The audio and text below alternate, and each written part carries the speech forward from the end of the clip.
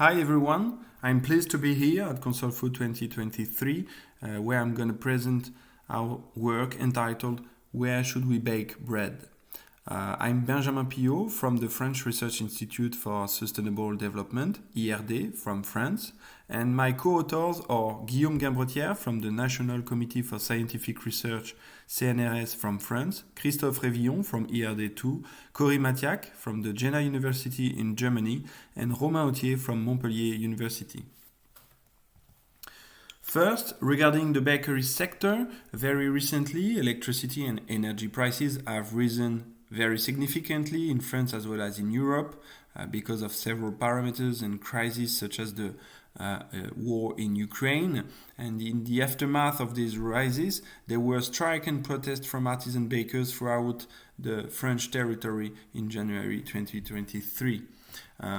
This crisis is typically a way to look at the bakery sector and is an opportunity to make this sector more sustainable in the future. In this way, we have written recently a paper in a French media where we discussed the fact that maybe the time of the solar bakery has finally come. But to make this transition successful, we must look at it as a socio-technical transition and not anymore only as an energy transition or substitution. To make bread baking more sustainable, we may first look at the energy technology couple, or typically how we can produce heat to bake bread. This is to look at the energy service rather than only energy production. In this way, heat stands for more than 50% of the final consumption of a bakery, and as a low-quality energy carrier, it is therefore very unsustainable to produce heat from electricity. This is why, for instance, solar concentration, which is one of the more direct conversion available today, is a much more sustainable technology. But once we have said that, what will imply a change from the electrical bakeries to solar bakeries at the territorial scale? For instance, a solar bakery will necessarily produce a different bread because it cannot produce bread at night. It will have a very different schedule for baking bread throughout the year because of the solar potential, temporal viability, and intermittency. So the question is, what are the socio-cultural implications from that change of technology? So we must look at this transition as a socio-technical transition, or in other words, how to make the solar potential meet the population's needs at the territory scale.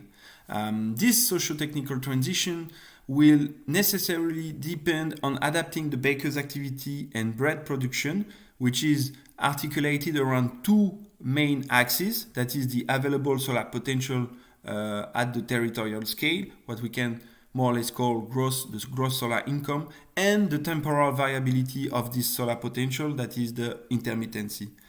Based on the available solar potential, we may think of different strategies, such as different fuel strategies based on the sun and fuel wood in the territories and the regions where sun is available only on specific period in the year. We can also think of mobile bakeries throughout the territory. We can think of seasonal production, for instance, in sunny tourist regions. And regarding intermittency and so the heat supply stability, the bread that will be produced by the solar bakery will necessarily be different.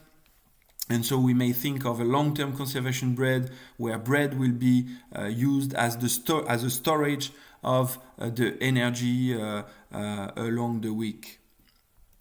On the other hand, we must also look at how the population might change its manner of living, typically the dietary behavior and practices regarding the bread that will be produced and baked through those solar bakeries and this new technology, and also at the baker's time organization regarding the consumption time and conservation time of the bread.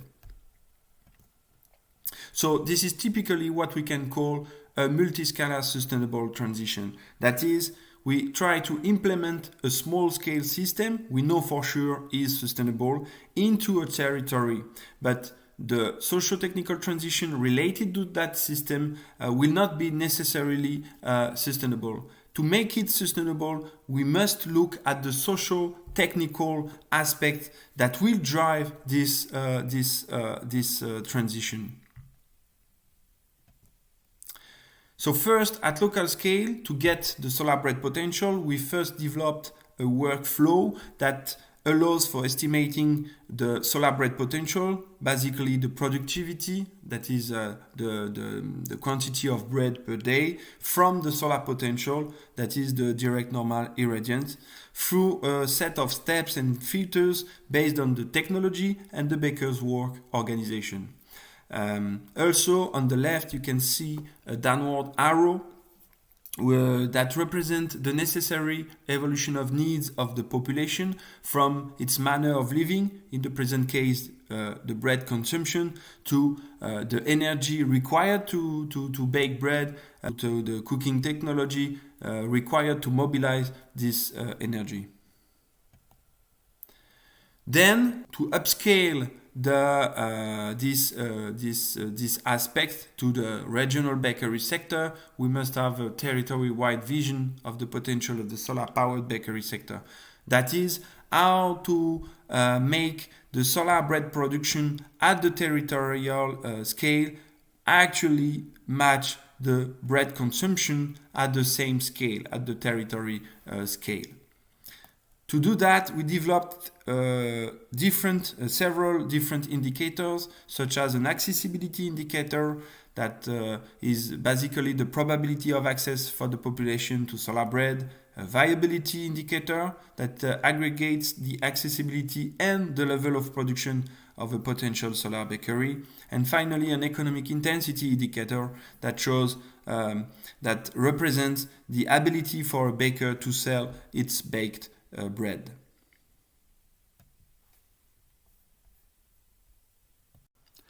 To compute those indicators, we first divided the territory into a set of regular cells in which we defined D, the distance of consumption, which basically take into account the different mobility scenarios of the bread consumers around the solar bakery, XP, the bread production of the solar bakery, QC, the bread consumption per individual, and finally eta H, the population density in the given cell.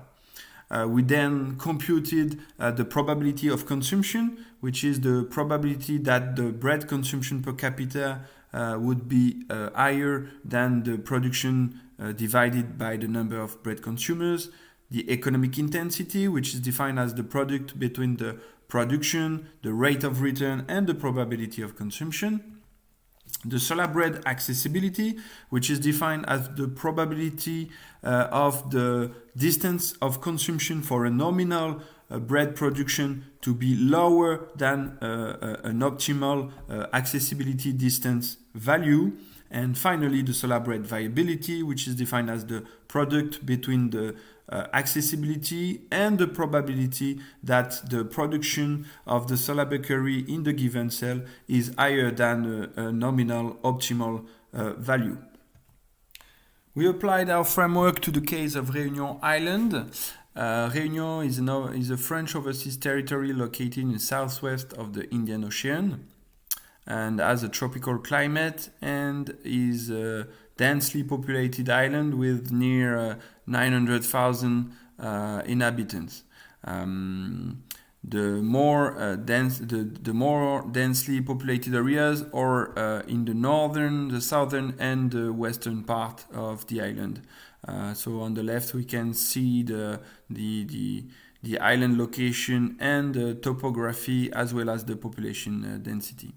On the right, we show the average direct normal irradiance per day corrected with the island topography. And from that map, we can see that the northern, the center, and the southern part present the most substantial solar potential, while the eastern part presents the less substantial solar potential throughout the island. From there, we computed several thresholds related to the solar bread production over the year.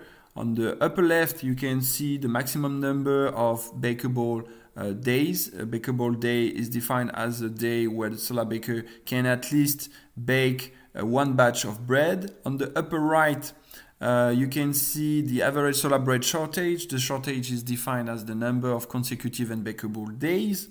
On the lower left, you can see the maximum number of batches that can be produced by a solar bakery over the year. And finally, on the lower right, you can see the maximum solar bread production from a solar bakery over the year given as bread quantity. And from these maps, we can see that the eastern part is the less relevant for solar baking, while the western part is the second less relevant region, and finally the northern, the center, and the southern part are the most interesting for solar baking in Réunion Island. We then computed the solar bread indicators we presented beforehand. First, accessibility versus viability. So on the left we show the accessibility, and on the right we show viability.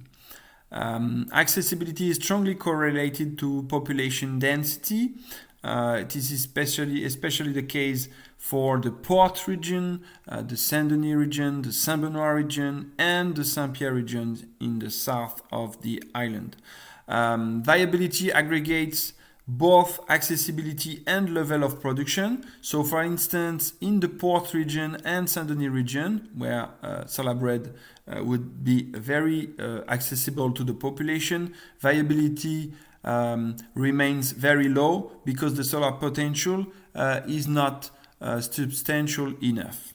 On the contrary, in the Saint-Pierre region, in the south of the island, we have high accessibility and level of production. So the viability in this case remains very high.